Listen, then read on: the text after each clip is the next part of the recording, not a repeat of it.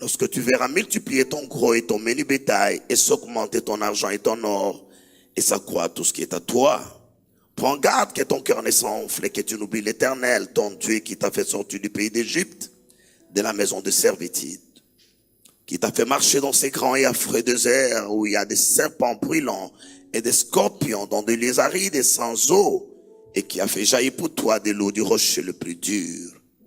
Le verset 16 dit, qui t'a fait manger dans le désert la manne inconnue à tes pères, afin de t'humilier et de t'éprouver pour te faire ensuite du bien. Le verset 17 dit, garde-toi de dire à ton cœur, ma force et la puissance de ma main m'ont acquis ces richesses. Souviens-toi de l'Éternel ton Dieu, car c'est lui qui te donnera de la force pour les acquérir, afin de confirmer comme il le fait aujourd'hui, son alliance qu'il a jurée à tes pères. De père, il est effectivement question d'Abraham, d'Isaac et de Jacob. Il dit ensuite, lorsque tu verras s'augmenter ton argent et ton or. Et comment l'argent et l'or s'augmentent? C'est au moyen de l'épargne. L'épargne est le moyen qui nous permet de voir l'augmentation de nos avoirs. Nous avons parlé de l'impactation de sagesse et de prospérité. Un homme sage sait que dans tout ce qu'il gagne, il y a quelque chose qui doit être mis dans les épargnes. Et même ce principe de la dîme, la portion de l'alliance, c'est une manière où Dieu nous enseigne que nous ne devons pas vivre de tous nos revenus et qu'il nous faudra toujours, quel que soit, parce que dans tout ce que vous recevez, il y a toujours une dîme. Dans tout ce que vous recevez, il y a toujours moyen d'épargner.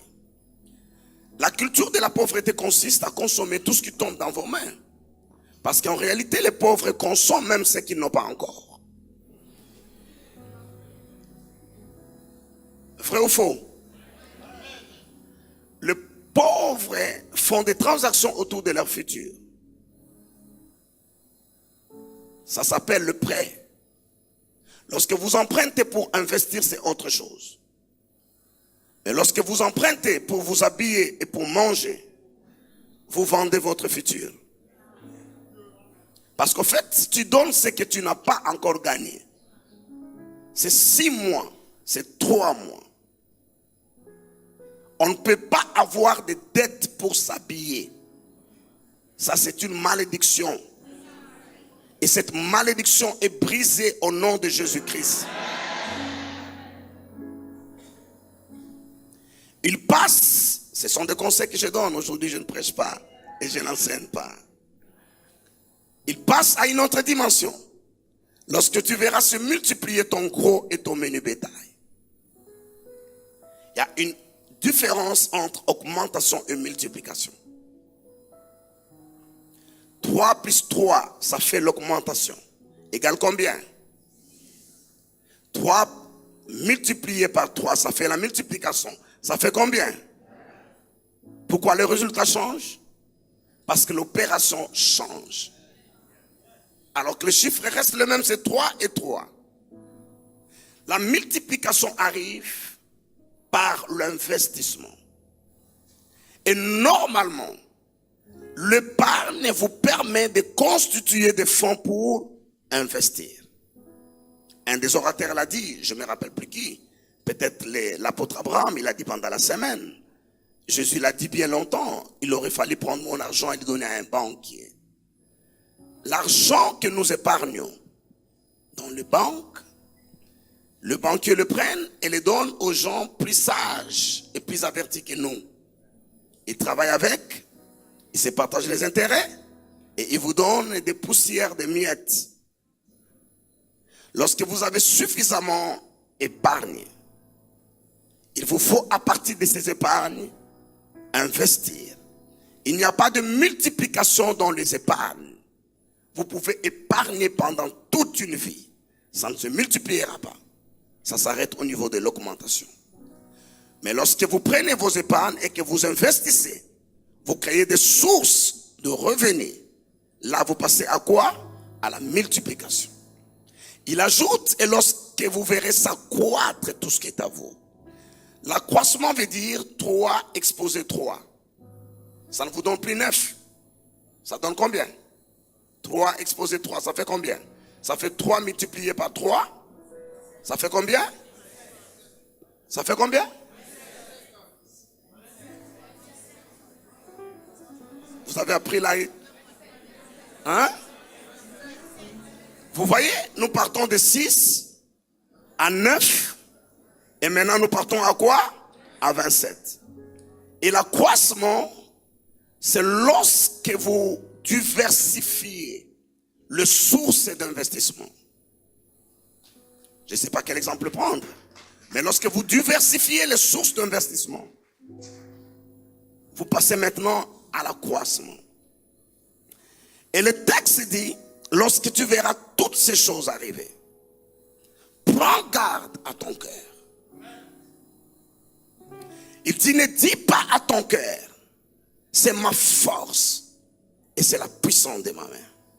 Pour quelqu'un d'autre, ça peut être sa beauté, son cerveau. Pour quelqu'un d'autre, ça peut être ses relations. Pour quelqu'un d'autre, ça peut être, il y a plusieurs autres arguments. Mais ne dis pas à ton cœur. Parce que c'est des choses généralement que les gens ne disent pas avec leur bouche. Mais ils les disent au fond de leur cœur. Dieu ne parle pas de la bouche. Mais il dit, ne dis pas à ton cœur. C'est le résultat de mon savoir-faire. C'est le résultat de mon audace. C'est le résultat de mes origines. Ce sont mes connexions qui m'ont permis d'atteindre ce niveau.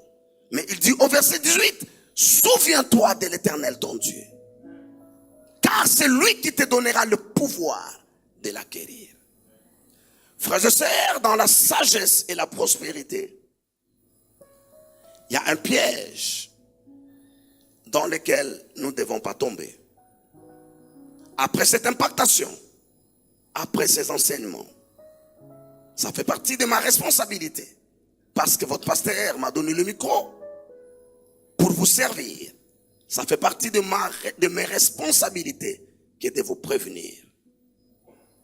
La sagesse vous sort dans les rangs des hommes ordinaires. Il vous donne l'assurance. Il en est ainsi de la prospérité. Et vous savez, frères et sœurs, dans la vie, la ligne de démarcation entre l'orgueil et l'assurance est tellement subtile que vous la traversez sans vous rendre compte. Des gens qui sont sûrs de ce qu'ils connaissent, sont sûrs de ce qu'ils ont. Ils sont sur une ligne, pas sur une ligne, mais ils sont à quelques millimètres de la frontière qui traverse. Sans assurance, vous n'allez nulle part dans la vie. Mais il y a une frontière subtile. Regardez. Quand je sais que je sais. Quand je sais que je sais. Il n'y a rien au monde qui peut même râler. Ça me donne de l'assurance, c'est que je peux me tenir là et être sûr de là où je vais. Pourquoi je souffre à expliquer toutes ces choses? J'aurais voulu faire un raccourci et parler de l'homme le plus sage et peut-être le plus prospère de son temps. C'est le roi Salomon. Sa sagesse l'a rendu fou. Et sa prospérité l'a rendu fou.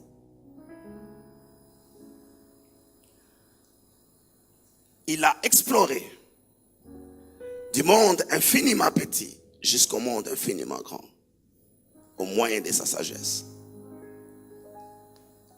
Jusqu'à ce que sa sagesse et sa prospérité l'a rendu fou. Il a fini comme il a fini. Ça ne sera pas votre partage.